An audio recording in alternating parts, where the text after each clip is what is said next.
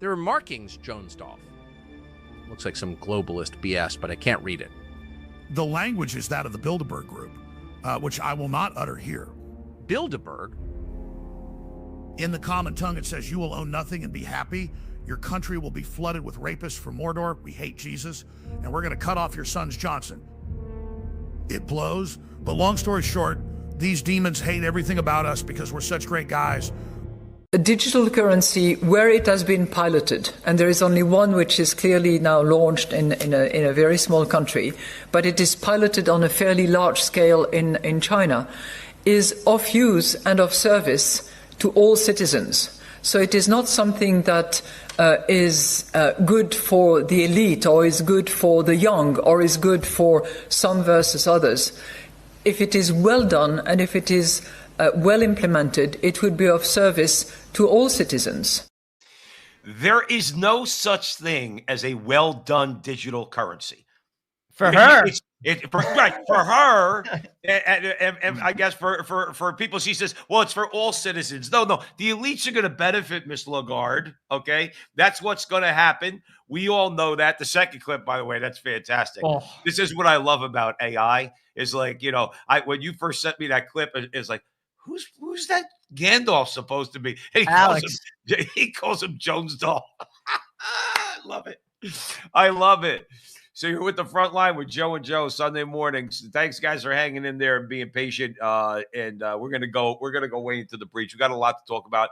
One of which is I wish, and we'll talk about it. I wish Robert F. Kennedy Jr. I wish he was pro-life. I really do. I wish he was anti-abortion, because then I can enthusiastically vote for him. Because we're going to talk about him. Obviously, Hillary hates Christians, particularly Christians who have white skin. I don't know what her view is of Christians who have black skin, but nonetheless, we know that she hates Christians, and it's like the big fear.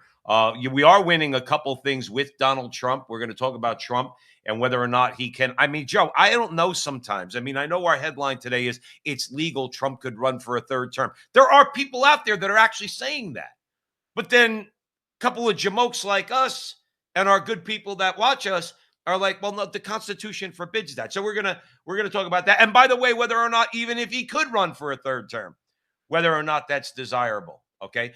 And we have to talk about the income tax, which is something that I think that if you want to talk about how something's been sold so effectively for over 100 years, it's the idea that the country will fall apart along with the rest of the world if you do not allow the federal government to tax your paycheck before you spend one dime on yourself or your family. The idea that they've convinced you that we're coming to an end as a nation if the personal income tax went the way of the dodo bird is such a nefarious scheme. And we're going to talk about that. And we got a video for that. And we got a bunch more. But here, let's by the way, Joe, how are you this morning? I'm good, dude. I'm good. I'm crazy getting ready for Christmas, but I still got to go buy my fish for Christmas Eve. So I got to squeeze that in next couple days. But for those who don't know, that's what Italians do. That's right. Biggest thing I miss about Christmas Eve was frying fish. Not that I ever did it, but my mother and my sister would be up at like 4 o'clock in the morning frying fish all day long, and I would contribute later on.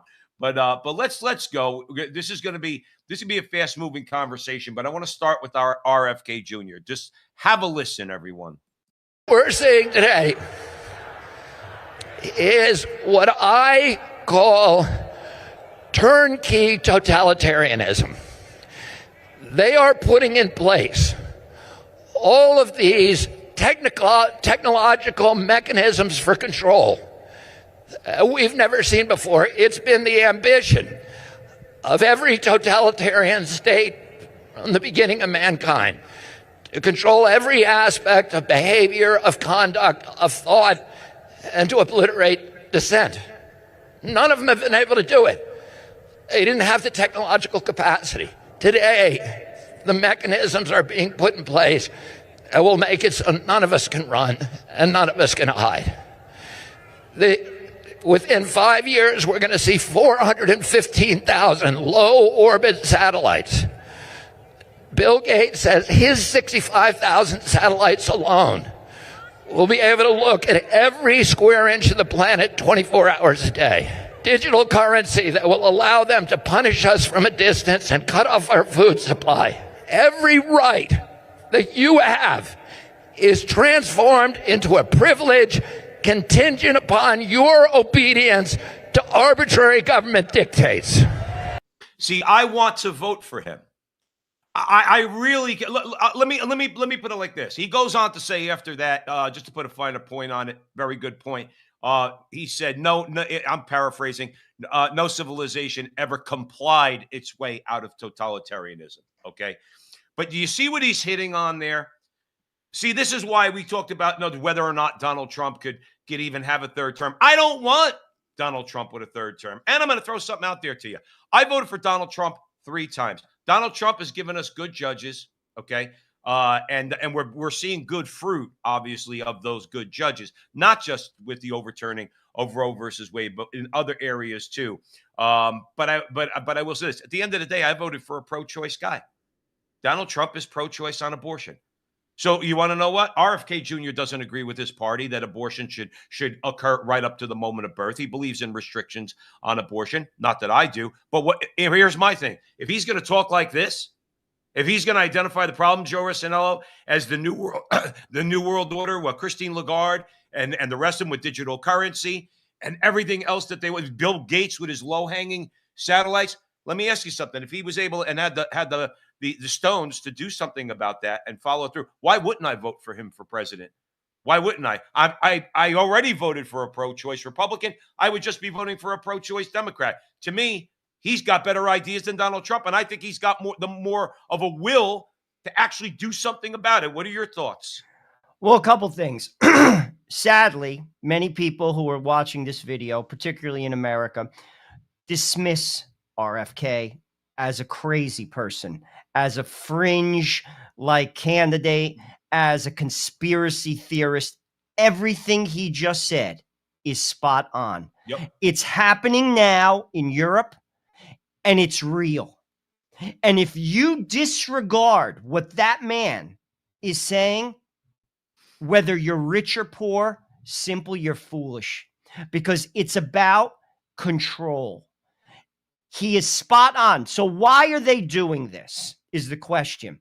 Because for the first time, probably since the printing press, the average person has a shot of understanding what's really going on in the world because of the internet. Right. That's why you had the Arab Spring. That's why you had Brexit. And that's why Donald Trump was elected. Those are 3 hard examples of information that people used to not have, which they have now. So what do the oligarchs and the power brokers of the world have to do?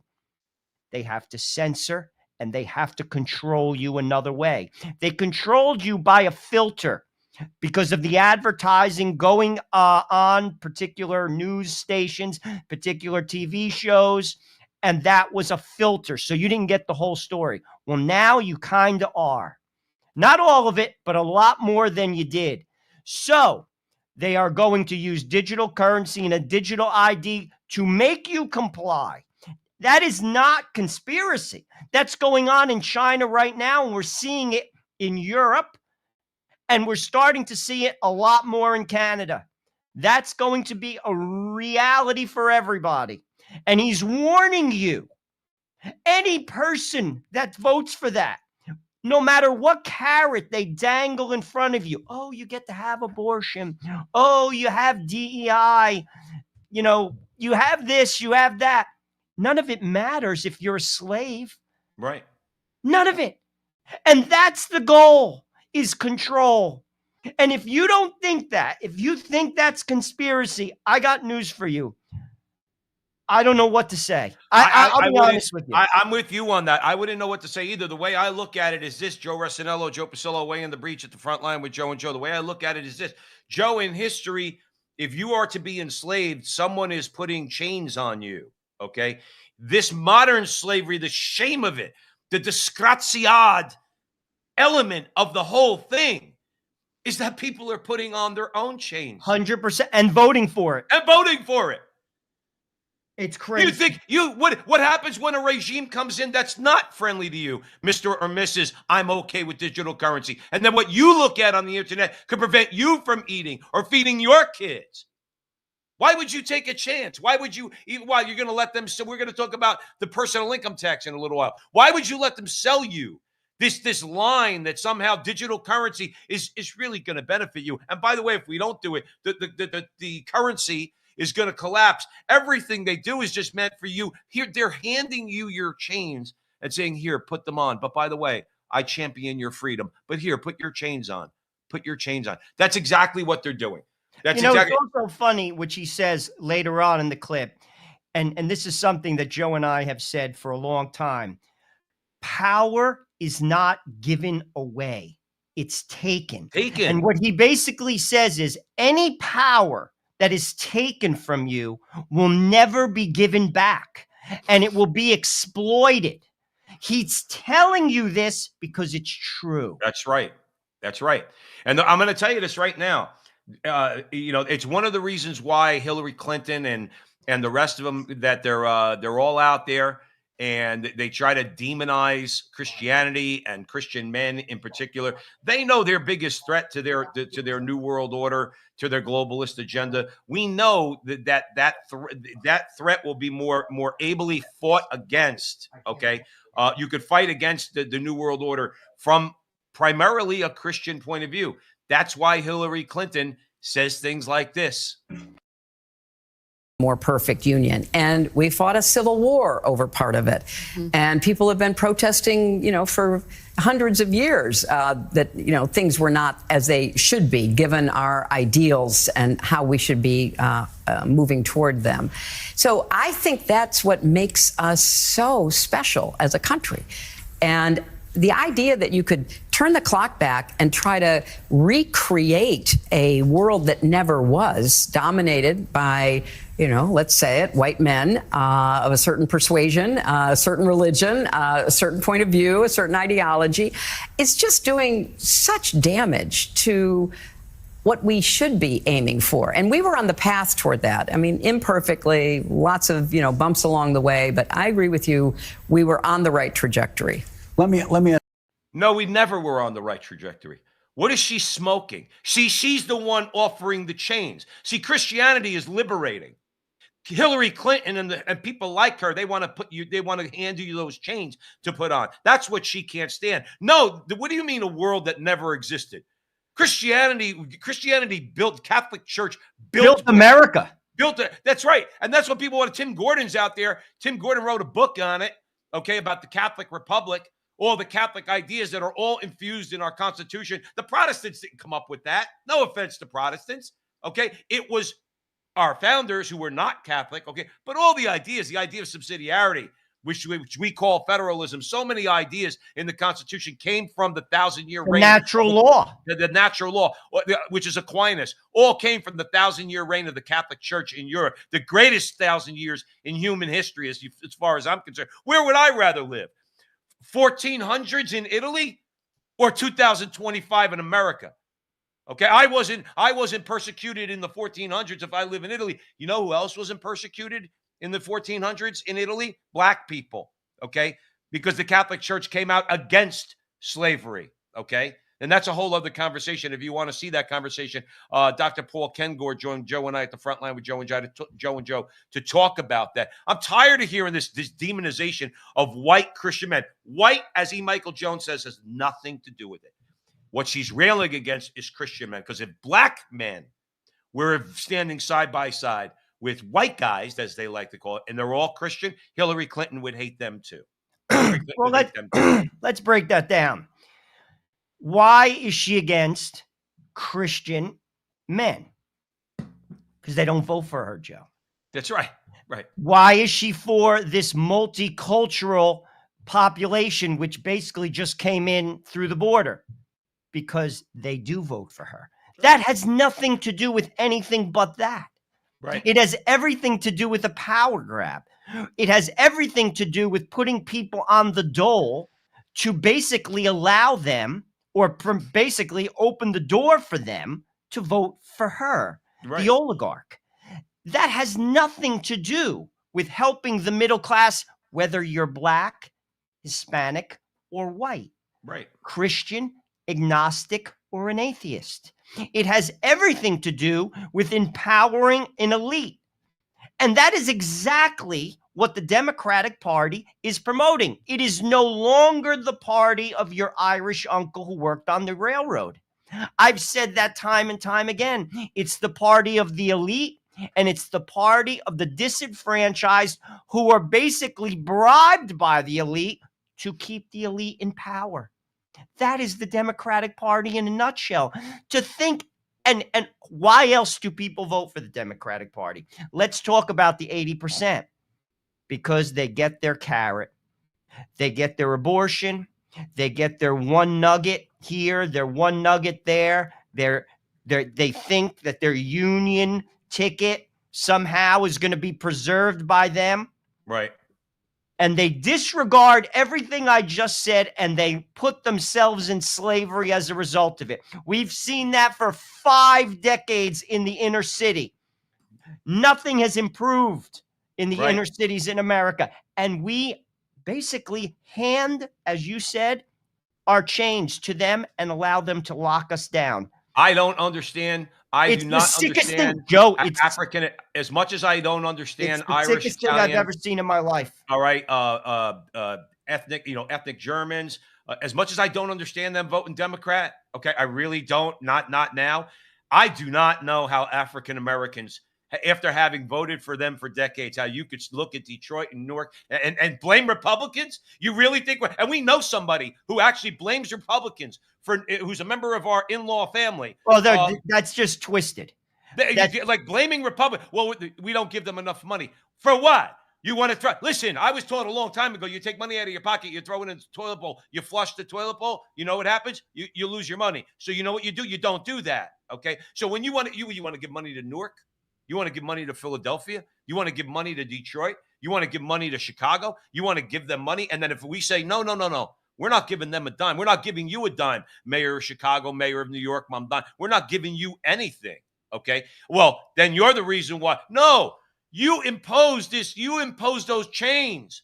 You put those chains, you convinced all those African Americans to put their chains on when you said you were liberating them sexually. Okay, because remember, before the sexual revolution in the 1960s, Pat Buchanan brought this out 1,000,000 times. The black family in America was more intact than white families. That was before civil rights legislation, not after. Civil rights legislation and the attendant features of welfare and food stamps and everything else, they wrecked the black family. How do you vote for this if you're an intelligent African American? I'm not saying Donald Trump's your effing savior. Believe me when I tell you. I get it. But you're not even working within your party to do anything. You just want to keep spending you want the money to keep going. You want to know why? Because as I've always called them, the Uncle Tom black liberal establishment, because that's what they are, because they get their piece off the top. They get they're hellbound if they don't repent of that. They take the piece of that money, all those black pastors, all those black mayors, all those councilmen, they take the piece off the top and then they throw the crumbs to the people that they claim they're trying to help. How African Americans are still voting for the Democrat Party is beyond me. Beyond me, Joe. Joe, I hear you. And like I said, the proof's in the pudding. 5 decades. No change. When Donald Trump said, what do you have to lose? He's 100% correct. What do you have to lose? Go to Newark. Go to Patterson. Generations. No change. Right. These people don't care about you. Hey, Joe, but the thing is, many of them are for the DEI like initiative. That is not an initiative, first of all, that embraces anything, not even slightly close to what Martin Luther King had to say, that all people are equal. That is nothing more than a power grab. You did it to me, so now I'm going to do it to you. That's what that program should be called. Exactly. And that does not make for a nation. We have to start working for what Martin Luther King said: all people are equal in the eyes of God. And if we do that, then we'll have that dream. Right. But DEI is nothing more. They should rebrand it. You did it to me, so now I'm going to do it to you. The new name of that corporation is Grievance Inc. That's exactly what it's the grievance industry. I said one time, because let me tell you something, Joe, the Uncle Tom black liberal establishment does not want to move on from race. Okay. They want to make sure. Well, it's a tool, Joe. It's a tool they to want to make just sure get power. That's all it is. Yeah. It's a tool. They want to maintain their victim status. Because the idea is that, well, if I could keep convincing you that I'm a victim, a historical victim, okay, and I know this is I don't care if it's controversial. The Jews do the same thing, okay? They do the exact same thing. We're persecuted more than you. No. We're persecuted more than you. No. What about these guys? They were persecuted more than the both of you. It's the grievance industry, because you're able to guilt people into listening to your grievance, okay? And then perhaps you'll be okay, or at least not make too much of a fuss when the government hands out billions and billions and billions of dollars to Grievance Inc. But they don't want to move past that same person that I'm talking about. That we both know. I said one time, I said, look, I'd like to get past all this. And so as an American, I think that race should not be a part of our national dialogue. We should move past. You're black, you're white, whatever, you're Italian, you're Catholic. I'm forget about the identity stuff. Let's just be American. How do we do that? What's it going to take is what I said to this African-American man, who I like very much, by the way. And he says, you know what I hear when I hear that? What is it going to take for you to go away? And you know what word I didn't say. Okay. What is it going to take? I'll paraphrase. What I hear you telling me, what's it going to take for you black guys to just go away and shut up? I said, is that what I said? Is that what I said? Because I'd like to move past it. I'd like to find a solution. Well, I'll give you the solution. The solution is Christianity. Well, you're right. The solution Tell Hillary is Clinton that, Joe. Catholicism. That's the solution. That says all people are equal in the eyes of God, and I am bound to treat you that way. That's the solution. Right. It's not a political solution. It's sure as heck not the DEI that they're selling, which is nothing more than a power grab. So this is my point. There's the solution. And they're so hypocritical too. They the thing that I don't like about the Uncle Tom black liberal establishment is they keep talking about you're attacking this person because they're black. You're attacking that. Well, listen, when 7 or 8 white liberal men in the early 90s ganged up against a black Supreme Court nominee, Clarence Thomas, you guys, you championed them. You were on their side. Well, that proves that it's about power. That's right. It proves it's about, you don't want anybody who wants to run off the liberal plantation. The black liberal establishment and Clarence Thomas and others like him, all right, have been screaming for decades. It's time to run off the plantation. But who would somebody who I was referencing? Okay, he was on the side of Joe Biden, Ted Kennedy, Howell Heflin, big fat stupid slob from Alabama. All right, Herbert Kohl, billionaire from Wisconsin, Paul Simon from Chicago, Howard Metzenbaum. Okay, you were on the side of those guys while they ganged up and wrongfully accused a black man of committing sexual harassment. You were on their side. You didn't want to hear what he had to say. Clarence Thomas is my hero. Dude, he's a national treasure. He is my hero. He's a national treasure. This is a joke. He looked at Biden in his face. He goes, this is a joke. He's been one of our greatest Supreme Court justices. They used to say, well, he just does what Scalia does. No. That's not the case. Clarence Thomas has always had his own mind. All right. And by the way, they clipped Scalia because they didn't like him. But Clarence Thomas is a hero because he got right up there and he looked at them right in the face. He says, you're trying to lynch me right now. Right now, all you guys are trying to lynch me. Right, that's what this is. And that was one of the only times Republicans actually came together and told the Democrats. They did the same thing with Brett Kavanaugh, where they told the Democrats, "You're not voting down this nomination." But I'm tired. I'm real tired of the so-called, like you said, the DEI Africa. Ketanji Brown Jackson is a joke. She's a pure DEI hire, and disgraziad Republicans just rubber stamped her.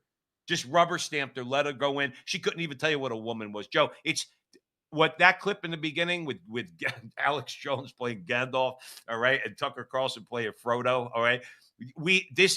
You're seeing the implementation of the New World Order unfold right in front of your face, and this is one of the areas, obviously with race, to keep civil strife going because they need that. That they really, really should focus on, and we need to fight against it, Joe. We really do. Well, 100%. And like I said, the answer is very simple. It's simply Christianity. I'm married to an African-American woman. I have 5 children. Race is not an issue in my house. We all are Catholic, and we go to a Polish Catholic church, and no one gives us a problem. Right. We live a very nice life. No one gives us a problem. It's, to be honest with you, it's about power, and it's not about justice. Justice is found in Christianity. It's found in Christianity, and any state that rejects Christianity becomes a totalitarian state. That is historically proven, and that is what Hillary Clinton is selling. Did you hear what Tim Kaine said a few weeks ago in the Senate when he says, there are people that actually think that our rights come from God and they don't come from law and government. Tim Kaine, who's supposedly a Catholic, said that. He says, because guess who believes that rights come from God? The Taliban. That's what they believe in the Middle East. I'm sitting there saying to myself, and the media will allow him to get away with it. So you're telling us, Tim Kaine, that you disagree with the founding fathers. Well, the problem is, Joe, with that statement, it's so dumb.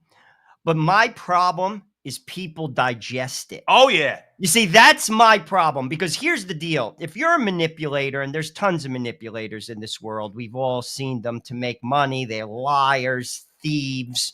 They're nothing more than liars and thieves. They're playing a demographic, a population, to empower them. Any person who's objective and educated, you don't even have to be that educated, should basically reject that statement. But he's saying it because he knows it resonates. Yeah. You see, that's my problem with America. The answer to that issue is information. We have to educate our people better, and they have to be informed. I am convinced, I said this to my wife over dinner last night, the 60% that really are, maybe they're not like politically sold on either side, they vote, they just want to have a good life. There's a lot of people like that. If we simply educated them to the truth, to what's going on, being able to see through the nonsense, having a better public education system that basically teaches kids to be prepared when they go into life, to understand compound interest, to understand how the law works, to understand how leverage works in business. If we could do that, that 60% will vote those people out every time. Right. But that is exactly why they do it the way they do it. And that is on purpose. Mm-hmm. People have to understand that. Right. Everything is done deliberately. Successful people do not become successful by chance. They have strategies, they have long-term goals, they have projections, and they know what they're doing, and they've been overwhelmingly successful over the decades doing it. Mm-hmm. And our people, to your point, they eat it up. Right. They eat it up. They look at those people and they're like, yeah, as they eat pork rinds and drink Mountain Dew in their chair. Yep. No, it's exactly right. And then we're going to move on. Because I do want to make sure I have limited time today, but I want to make sure we get to Donald Trump and we get to the income tax. But yeah, Tim Kaine and like at least Ted Cruz really went back at him and says, I'm paraphrasing, but he says, you really need to go back and take a history lesson. Like, no, what do you mean? All right. See, because I would say to Tim Kaine, okay, so if the rights come from government, what happens when a right-wing government that wants to take away your rights That's comes misinformation. See, when rights are acknowledged to come from God, basic rights, the right to life, liberty, pursuit of happiness, free speech, everything that's in the Bill of Rights, when those are acknowledged to come from God, that means the government can't take them away, Tim. See, I had this conversation back in New York when I was serving in New York City. All right, with a guy I used to work with. Well, you guys believe that just rights just fall out of the sky from your God. I said, what's to prevent you from taking away my rights? If you say rights come from government, what's to prevent you from? Well, no, rights should be given or taken away based on consensus. I said, wrong answer. That's the reason why we have a constitution. You don't rely on political capriciousness. Okay. You rely on the idea that we are all bound to acknowledge that rights come from God, and you, the government, and you, my fellow citizen, cannot take certain rights away from me. That's enough about that. But you're with the front line with Joe and Joe Pasillo, Joe Rossinello. We have a good chat going. A lot of our friends are in there right now. All right, so let's talk about Donald Trump. Let me play this. And now I met Alan Dershowitz, and he said the legal thing about 4 more years. And I said, Alan, I agree with you. So we can do it. Think about it. Alan's here someplace. Where's Alan? Alan is here. Oh, he had a flight. Alan is here. Think about it. Thank you. Maybe I will be the first one who told you, or second. Yeah. She said, think about it. I'll give you another 250. Let's cut to the chase. I don't care what sort of legal gymnastics Alan Dershowitz or anybody else comes through. The fact is, even if Donald Trump was able to run for a 3rd term, I'm done with Donald Trump. He laid a foundation. He was a good person to lay the foundation to get everything set up. Now after he's done, he's got to step aside, and we have to find somebody who's actually going to start doing things. Okay, that we want. Has Donald Trump done many good things? I think so. We talked about the Supreme Court going back to 2016. That's why we voted for him. And we have very good fruit that has come from the court. We didn't get everything we wanted. You're never going to get everything you want. But the Supreme Court has done a lot to undo bad precedent that was established over the course of the last 100 years, not the least of which was overturning Roe versus Wade. But it's time for Trump to go. I mean, he's obviously not going to do anything that he said to really ramp up going after the deep state. It's obvious that he's had a year. He's not going to. He's not going to take it as far as he basically said he would. That's right. So now it's time for somebody who will. Ultimately, I just want to break that clip down a little bit. That woman is Mrs. Adelson. She is a billionaire. Yep. I think she's worth somewhere along the lines of like $60 billion. She gave Trump $100 million when he ran, and she's saying she would give another 250 if he ran again. She gives money for the Jewish lobby and for Israel to basically, have the interests of Israel. That is why she gives that money. Why? Why did that press conference just go on? I want people to understand how politics works. There was just a horrible, horrible crime committed in Australia. Jewish people were killed, and it was horrible. Politics leverage crises. That is what it does. That press conference is the result of the Bondi Beach slaughter that just took place, and they're using it. Right. That's what politicians do. People don't pick up on that. They see light when something bad happens, and that's how they push an agenda. I want people to understand how that works. It really has nothing to do, in many ways, with Trump having a 3rd term. It has everything to do with they saw something that was horrible that happened, that everyone should be against, and they use it to push an agenda, pro-Israel, which goes against pro-America. We should only help Israel when it's in our interests. I have no problem with Israel. Only when it's in our interests. Right. If it's not in our interests, the United States isn't what it was. Our country is a mess. We should not be contributing to the Ukraine, and we should not be funding Israel. If you want us to fund you, then you have to become the 51st state. And then I'm all for funding you. But if you want to be an independent nation, I'm not funding your entire government. I'm not funding your every whim. And that is exactly what that woman is giving money for. You think Right. she's giving $250 million because she likes Donald Trump's hair?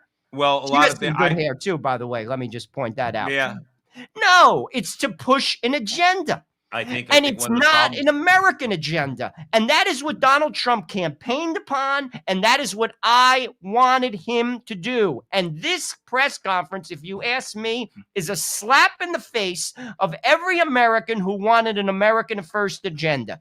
Right. And that is the truth.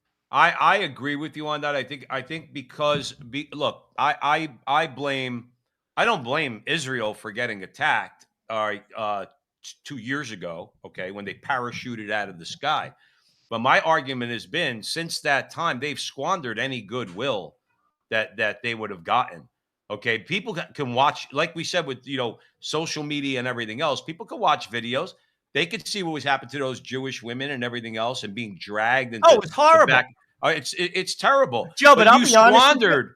But I actually think that Hamas did that to the degree that they did that because they knew the response that was going to take place. That response turned the whole world against Israel. And I got news for you. There's I can't think of his name. He's an actor, a Jewish actor, Manny Patinkin. He's saying that. He's basically saying, do you realize what you're doing? Right. You're destroying Israel by your reaction. I personally think that was a strategy because they played Netanyahu. They knew how he would respond. And it's worked because the whole world has turned on them, including in America, not the politicians, because they're the ones getting money, but the people. That was a horrendous reaction, and history is going to prove it. I'm not advocating what Hamas did. Horrible. They did it, and they filmed it because they knew Netanyahu would react the way he did. And ultimately, and this is what that gentleman says, you're undermining the nation, and you don't even realize it. Well, the thing is, and Israel should have shown proper restraint when it came to the retaliation, because again, as much as I could see a Jewish woman, an Israeli woman getting dragged into the back of a van, all right, and beaten and bloodied and everything else, I could also see videos of women and children getting killed in Gaza.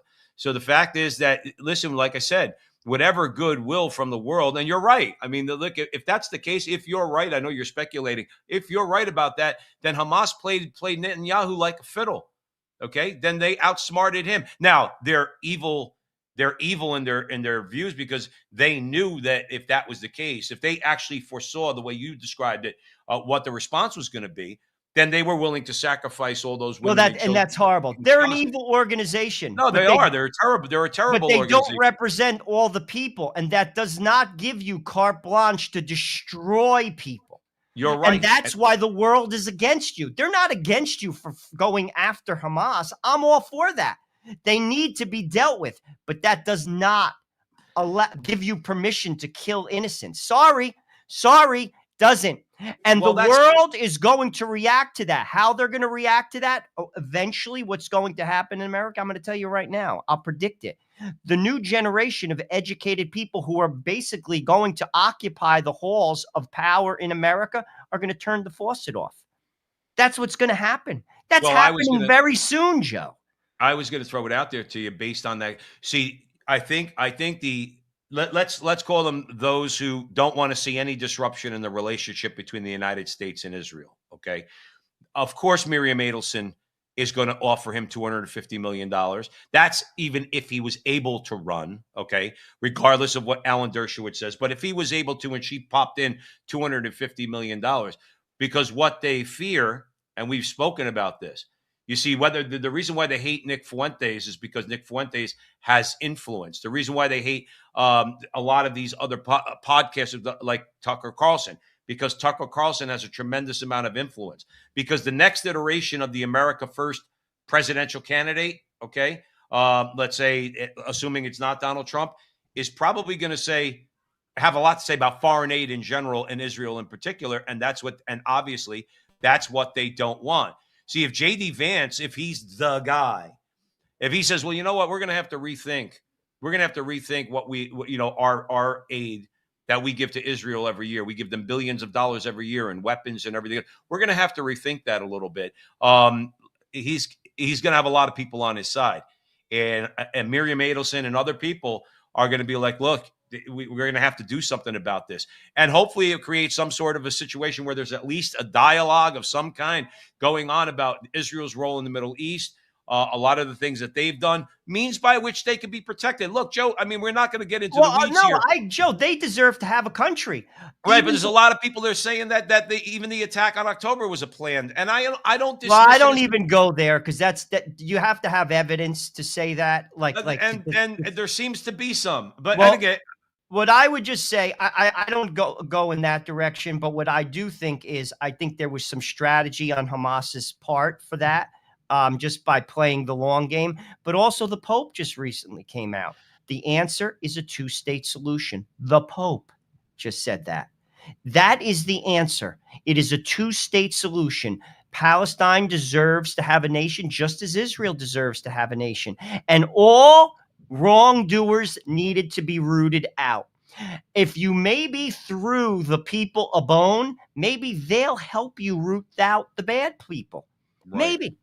So this is my point. You can't just blanket everybody as bad on both sides. And I agree. And that is the solution. That is the solution. And you don't get to bulldoze people. You don't get to basically destroy an area with the hopes that you'll just take it and rebuild it. And you sure as heck don't get to kill innocent people. Sorry. Right. Don't get to do that. And that's why the world is turning against you. And I got news for you. If you were smart, you would stop it. And I don't think they're going to. Well, here's the historical example. Here's the historical example I would give. I don't know all the details of the deal. Bill Clinton, to his credit, almost had a peace deal. Okay. And famously, it was reported back then, Yasser Arafat looked at Bill Clinton and said, "You're going to get me killed." Okay. There are people in the world, and that was part of that first clip we played, the parody clip with Frodo and Gandalf and Alex Jones and Tucker Carlson. There is a new world order, Joe, that does not want peace. And I think when you specifically look at the parties involved in the Middle East, I mean, Arafat saying to Clinton, when he's this close to a deal, ready to sit down and sign a deal that would have created a peace, like or hate Bill Clinton, all right? I don't like the guy. But Arafat was in an honest moment, says, "You're going to get me killed," because there are people that don't want peace. There's people in Israel that don't want peace. There's people amongst the Palestinians and Hamas and the Arabs that don't want peace. They want the strife. And who's suffering more than anything? And we'll put a finer point on regular people. Regular people are the ones that suffer. And neither side give a shit, to be honest with you. That's the disgusting part, okay? They don't care. The Jews go in there and they kill women and children. Hamas and the people who let's say, are ostensibly the leadership over there, they allow them to be killed. They plan for them, as you alluded to be killed, okay? Part of their strategy. Well, Netanyahu will react and we'll get the goodwill of the world because all these women and children will be killed. Yeah, but you're willing to sacrifice. Yeah, well, we're doing it for Allah. This is the type of worldview that's got to come to an end, Joe. 100% agree. It really does. Now, like I said, my time is limited, unfortunately, today. So we have a little bit of time. I do want to get into something that Donald Trump just paid a lot of lip service to. Really didn't do anything about it. I don't anticipate him doing anything about it. But let's look at a brief history of the personal income tax.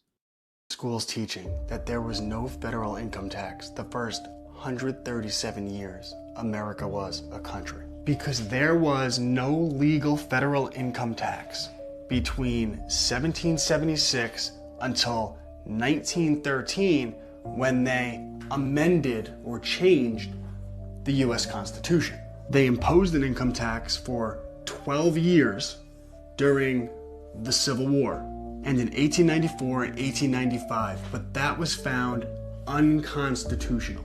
It was in the Supreme Court case Pollock v. Farmers Loan and Trust Company, and they struck down the federal income tax. And it remained unconstitutional for another 17 years until 1913 when they passed the 16th Amendment and changed the Constitution.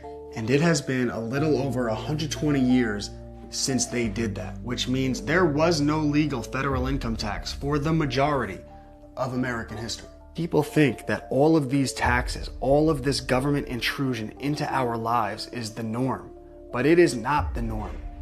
This is the norm. This is 1776, and the reason America was the manufacturing center of the world in 1912. America had the largest and most prosperous middle class in the history of the world. American steel, American oil, American automotive. But in 1913, they changed the Constitution, which was the same year that they created a national bank.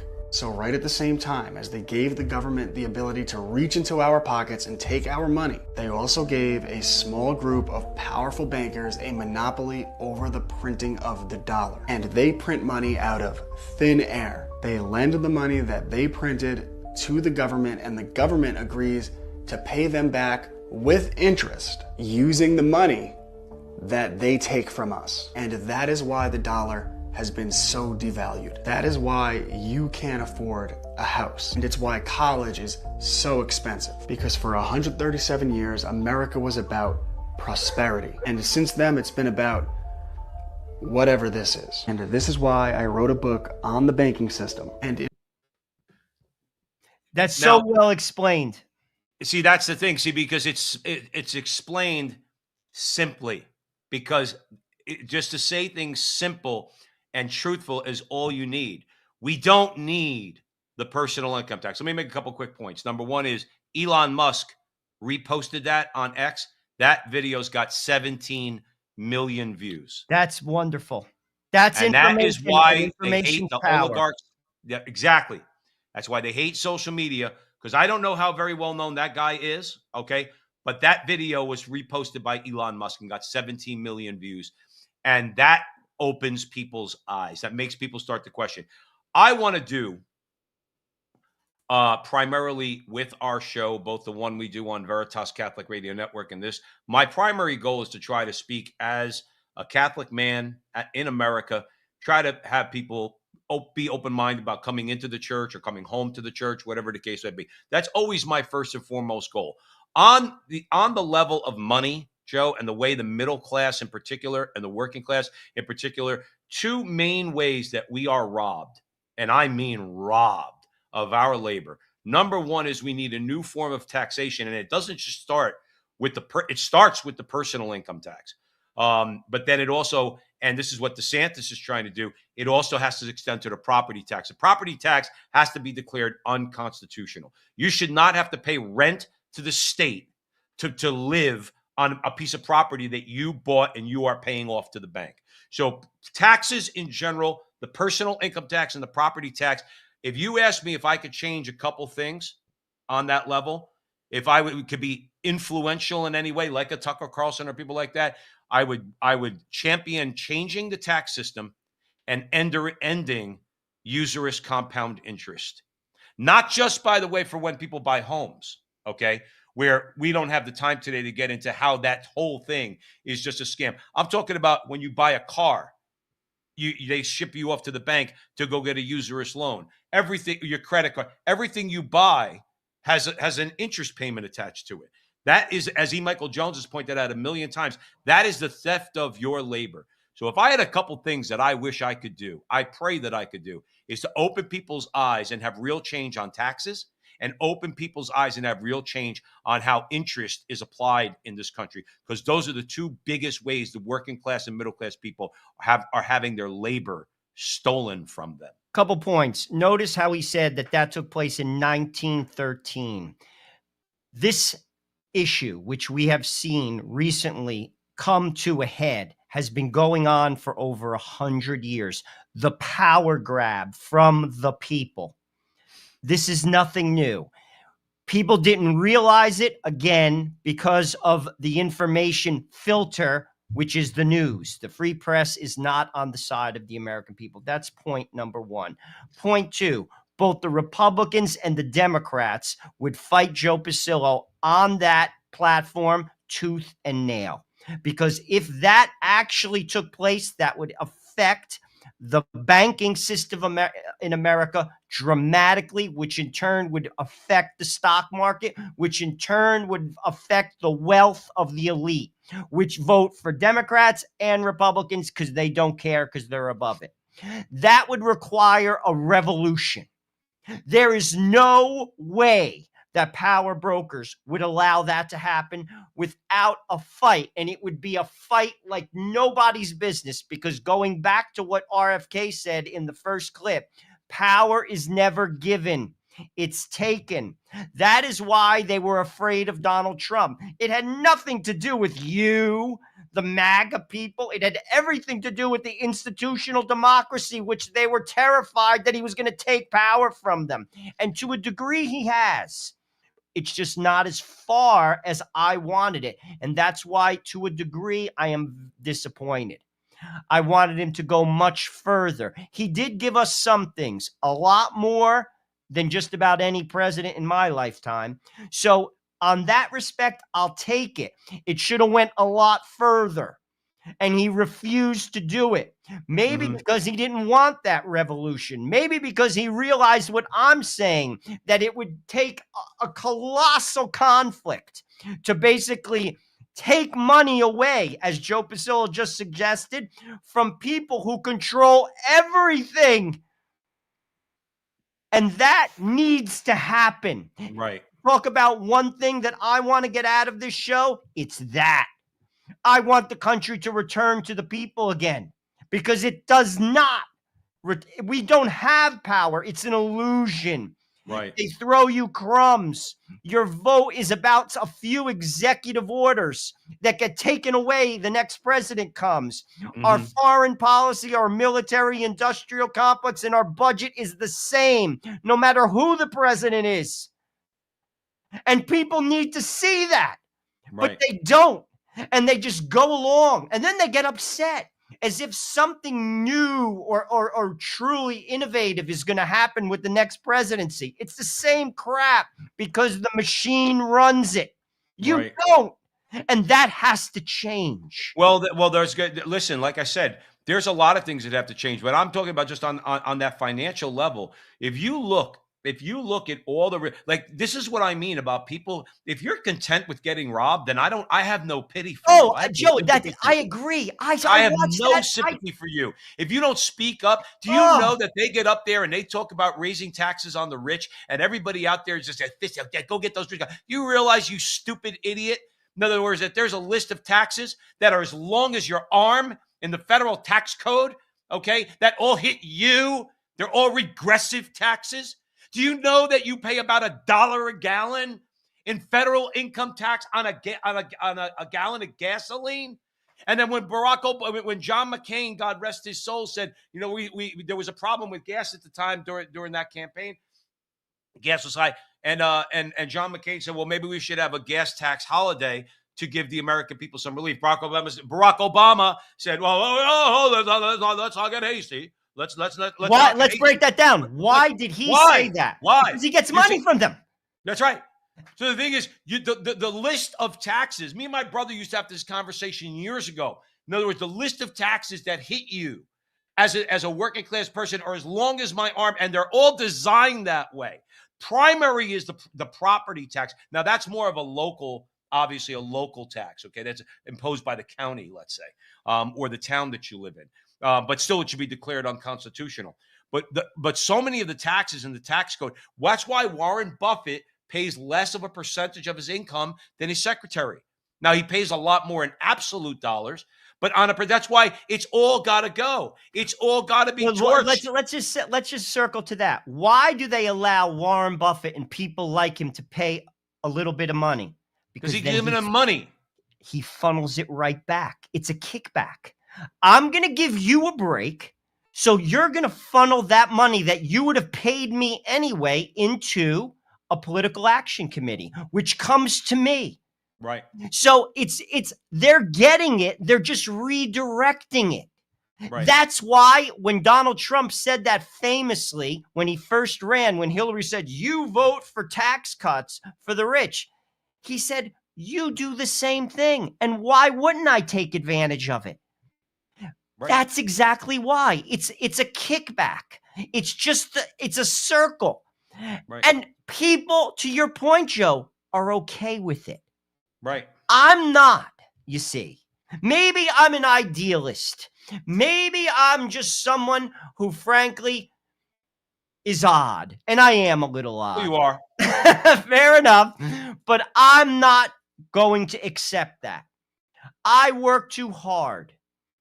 And I don't work to enrich a person or to give money to the government so they could flush it down the toilet. Sorry. Right. I'll That's never be okay with that. Ever. No, listen, I think that like everybody's got their, we started talking about Donald Trump. I don't know. Donald Trump's not getting a third term. But everybody out there, many people, not everybody. I know Nick Fuentes has talked about what a real workable political coalition, some of the fundamental things that the people at that table would have to agree on.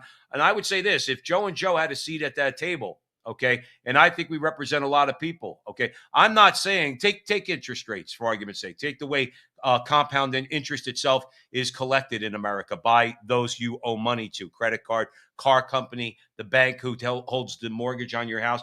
I'm not saying that you shock the system and send the system into a turmoil, but you start to implement transitional policies that in a very short period of time, not immediately, but start to implement policies that change the way businesses could do business. If a bank wants to lend you money, you are not going to charge 6% interest. You're not going to front load all those interest. Yeah, I told you, I did the calculation. Okay. After a $500,000 mortgage, 30-year note at 6%. At the end of the first 12 years, you still have only paid off $100,000 on principal. How is that legal? That's what I'm saying. And those people say, well, that's the way it works. We can't have the banks suffer. F the banks. I'm worried about you and you're worried about Jamie Dimon? Is that a joke? Are you that in chains that you think that the world's going to come to an end if the usurers are not allowed to apply their usury to us? And here's another point. Usury is a capital sin. That's right. When's the last time you heard somebody say that who's a politician? That's right. That is a fast track to hell. That's right. Usury. That's Sorry, right. it is. Look it up. The way you do banking is very simple. Now, a lot of people, Michael Jones points out, a lot of people nitpick between, let's say, what's a fee and what's interest. I look at it this way. If you need to borrow $500,000 from the bank is allowed to charge you a one-time fee. It gets added in, okay? And proportionally, every time you make a payment, the proper proportion goes to principal and the other proportion goes to your fee. That would take a revolution, Joe. I'm going to be honest with you. Well, then we need one. Then we need one. Everything you said, that would take a revolution. You would see people on both sides of the aisle. There would not be one person in the Congress or Senate, not one, that would vote for that because they wouldn't be there the next term. You would have to have a death wish to vote for that.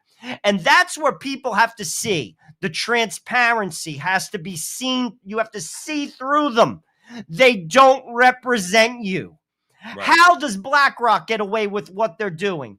How does Google keep its monopoly? How? How isn't that broken up right now? Because it's not in the interests of the doning class, the elite class, which basically says that you have no power and you don't count. How are you okay with that? Well, then listen, stronger regimes in this world have been overturned, okay?